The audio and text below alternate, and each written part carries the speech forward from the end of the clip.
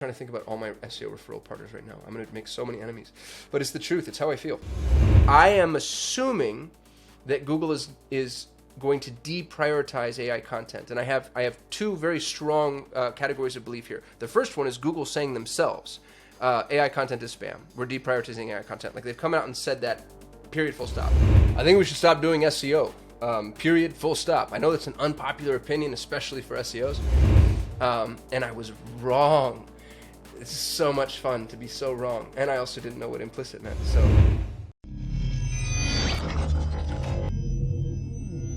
I think we should stop doing SEO.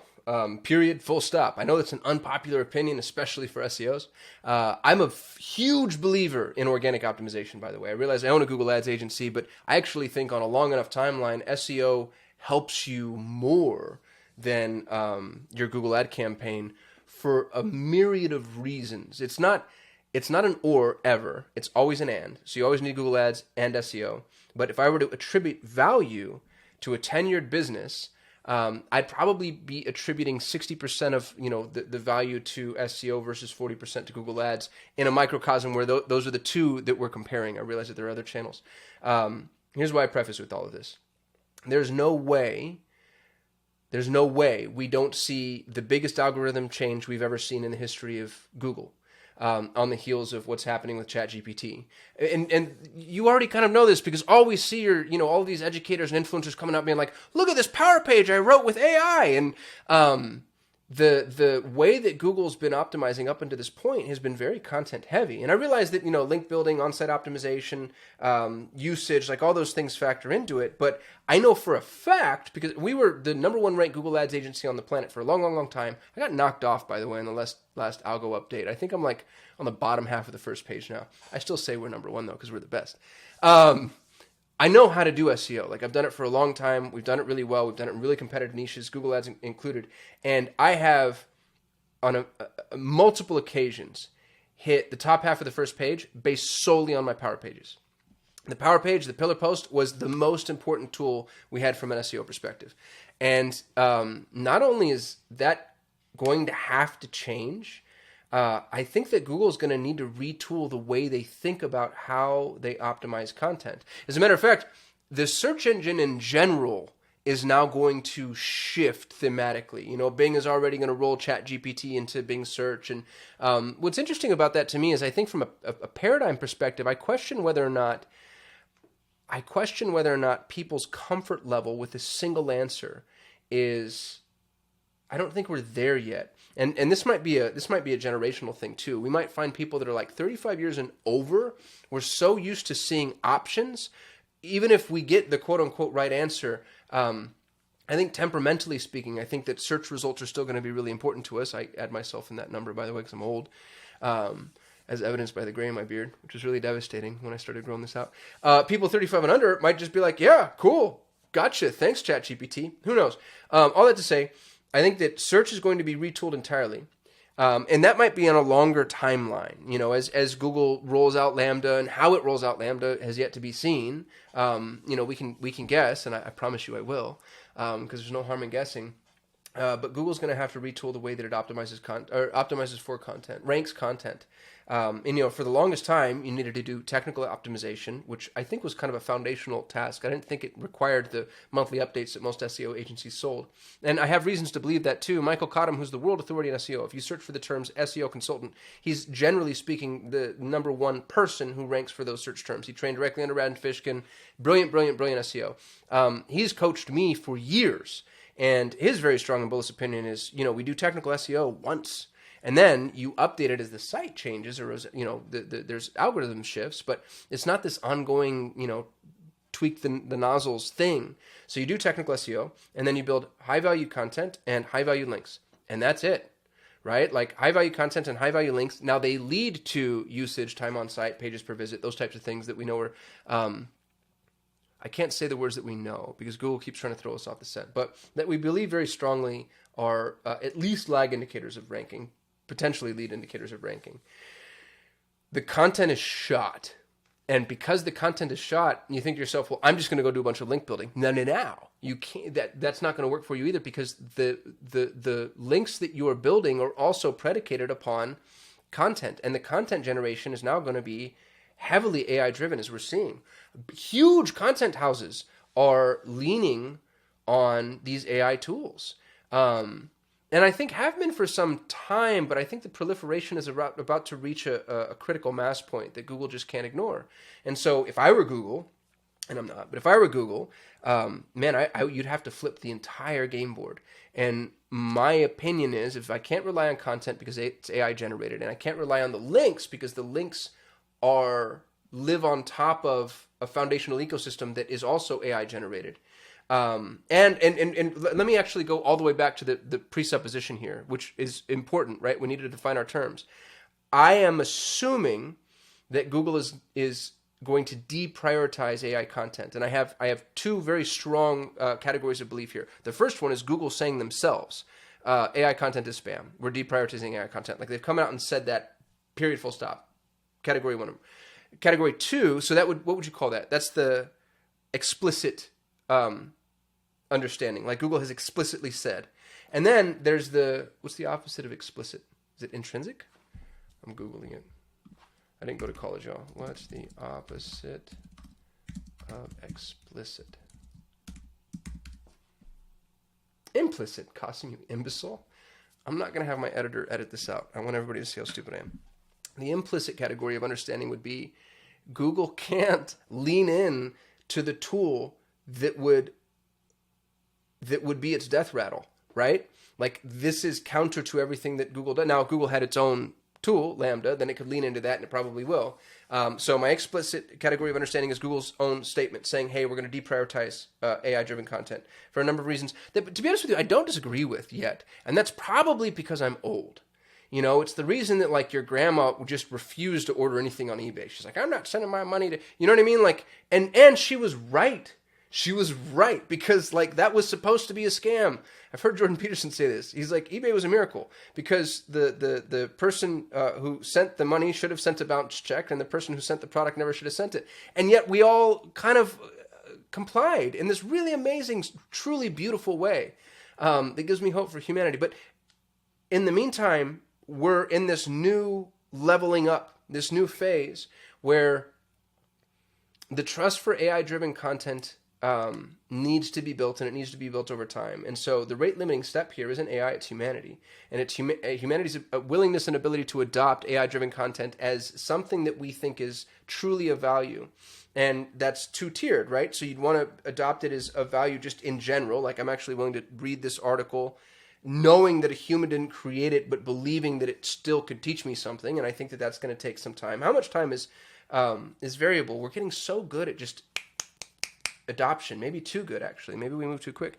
And so, but then number two is, I'm also going to trust not just that AI-driven content can be valuable generally speaking, but also that the answer AI gives me is the answer.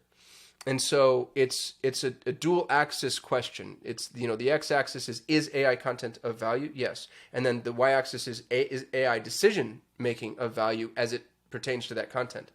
And those are the questions that need to be answered in order to have a search engine, right? So, like, Google needs to kind of figure out how this is going to be navigated, and it's going to change over time, and it's going to evolve. And y'all, if Google got usurped, I've always said this. I've said this from the very beginning. And I was wrong. This is so much fun to be so wrong. And I also didn't know what implicit meant. So this is just a whole video of how Kasim's stupid. I always said that Google will maintain dominance as long as we don't have a context change. And I thought a context change, and what I meant by that, by the way, is like you know, AR or VR. Or a different device type, even. Like, Google is screen predicated, and maybe there were, you know, who knows, like there were the abilities to connect information in ways that weren't necessarily built off of the same infrastructure that we currently have. So I thought Google maintains preeminence for as long as we exist within the current context that is the internet. And the internet right now kind of exists, it's a separate world. So you have, like, the world, the physical, tangible world, and then you have, like, this, you know, the binary code that lives on top of it. And Google sort of owns that upper world. Well, as those worlds meld and we end up, and I always thought that AR was way more of a threat than VR, because VR requires too much of a disassociation. AR, meaning virtual reality and augmented reality, AR to me was really exciting, because if you could, like, melt those worlds into each other, that's when you really had an integrated universe. And that's where I thought Google was going to get in trouble, because they didn't have the system that would be necessary to, to operate within the confines of 3 dimensions. They have billions of dollars, so they could build it out. But I thought Google lost with a change of context. And that's not what happened. Google now is being threatened with a change in, what would you call it? Is it just computing power? Depth. So I thought that Google loses on the horizontal plane. Like, oh, we moved from here to here. And I just was so convinced that there's no way Google loses on the vertical plane, because they're so heavily ingrained and entrenched. But we just didn't know how deep this damn thing could go. I also thought Google would be the very first one to roll out AI, which, don't write them off yet, by the way. Like Lambda, and I only know this from YouTube videos that I've watched, but everybody who's played deeply with Lambda and ChatGPT has said that Lambda's better. And Google's just not rolling it out because they have more to lose. As a matter of fact, I say this all the time. I don't know where I learned this saying. I wish I knew so I could properly attribute it to them. Pioneers get shot, settlers prosper. It's not good to be first is an almost ubiquitous truth. And so it would make a lot of sense to me. Google did this to Facebook with interest-based segmentation. It would make a lot of sense to me if Google hangs back, sees what happens with ChatGPT, and then rolls out, even loses a little bit of market share. They have the market share to give up, and they can regain it instantly. And then rolls out Lambda based off of whatever mistakes they see inside of the ChatGPT ecosystem. What am I saying? All this to say, search engine optimization as we know it has to change. Right? Like, here's what I'd really love is I'd love for you to challenge me. If you're an SEO, or if you invest in SEO heavily, I'm trying to think about all my SEO referral partners right now. I'm going to make so many enemies, but it's the truth. It's how I feel. I don't see how, right now we're all climbing a ladder that's propped up against a wall, and that wall's about to vaporize.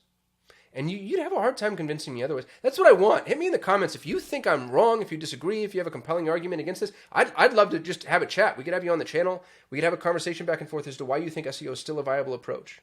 Because right now where I sit, it's not at all. And all the pillars of SEO have actually been something nullified. Technical SEO is going away just as CMS applications become better and better and better.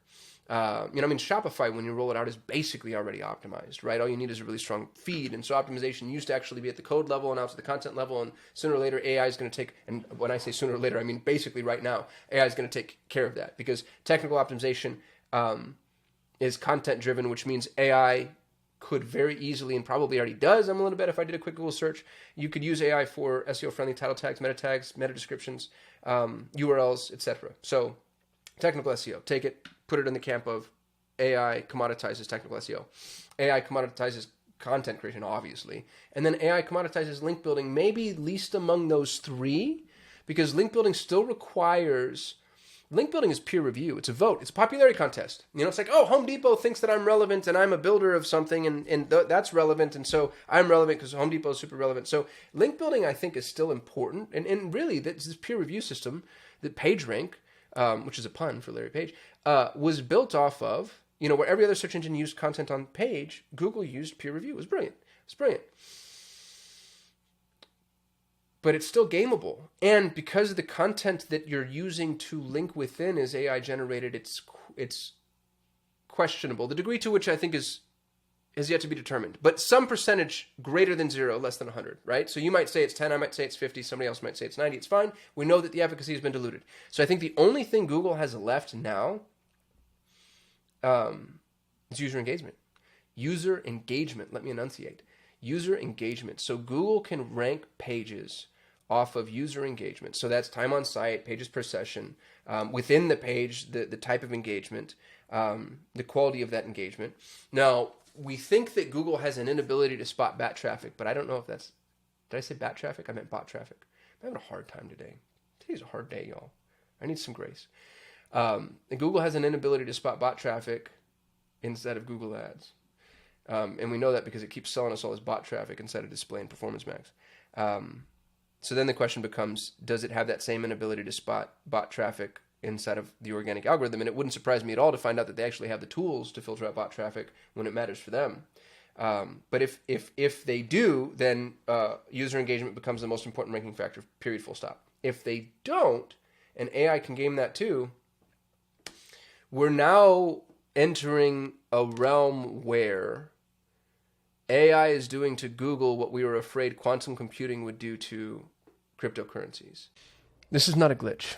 I'm interrupting the video you're watching because I need to remind you that I'm always looking for people to join our team. So if you're passionate about Google Ads and you want to work with the best Google Ads agency on the planet, please go to so8.com/apply. Speaking of working with the best Google Ads agency on the planet, if you're having trouble with Google Ads and you want professional help, that's what we do. You can go to so8.com, that's SOL8.com, to apply for your free, no obligation action plan. And if I've given you any level of value at all, maybe think about giving me a thumbs up and subscribing to our channel. That's how we juice the YouTube algorithm so they actually know that I know what I'm talking about. If you have questions, comments, concerns, or confessions, hit me below in the comments. And now, back to your regularly scheduled program. You have this really sound, very structurally integrous mechanism that's just getting outrun. It's getting picked apart by things that are smaller and faster than we ever thought things could get. Smaller,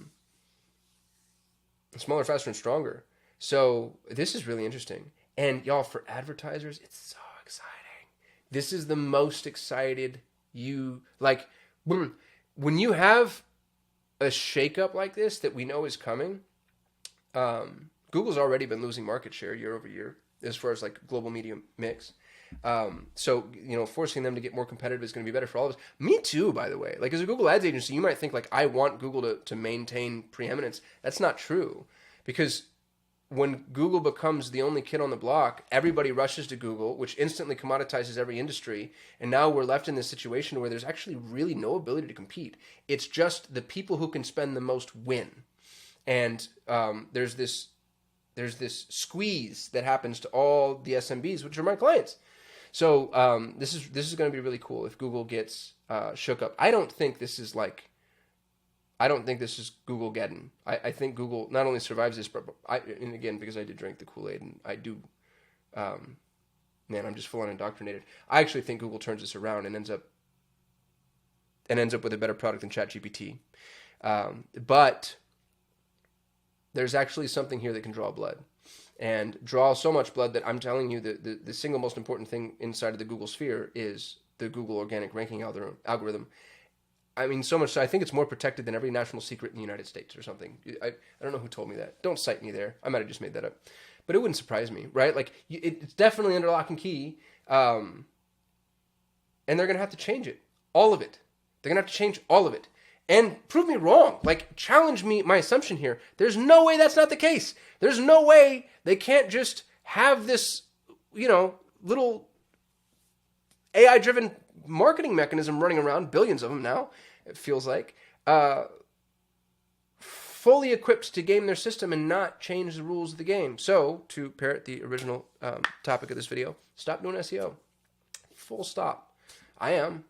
I'm still going to create quality content, obviously, but it's going to be this. Like, this is where I think if you really don't know where to go here. Go to where, and I know that there's deep fakes and all, and I've seen actually some really compelling deep fakes, but people can tell, up until this point, at least I think they can. I hope they can. And if they can't, how do we know? I like creating content that people know is actually really human, for as long as people actually want human content. And so, start a YouTube channel. I did this test on Twitter where I posted an AI-driven thread and instantly got called out by a Twitter follower.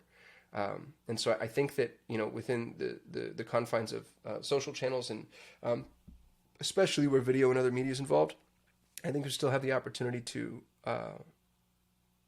take the beachhead, to carve out a little bit of space for yourself just by being willing to, I just spent 20 minutes telling you why I don't think you should do SEO. Most organizations, entities don't necessarily have the time to do that, especially the big ones. So if you're small, like we're small, I have 100 employees, we're small.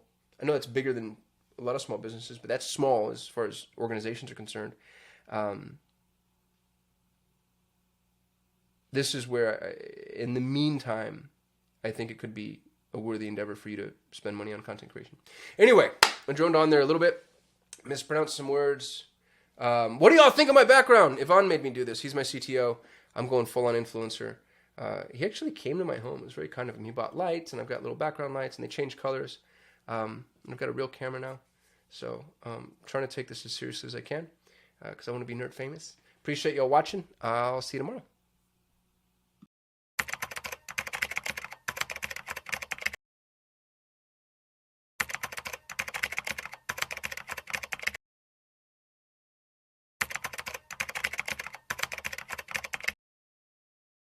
I'm so excited to announce this. I am now officially a certified AI expert. And to prove that, you can see my certification here, written in bold ink.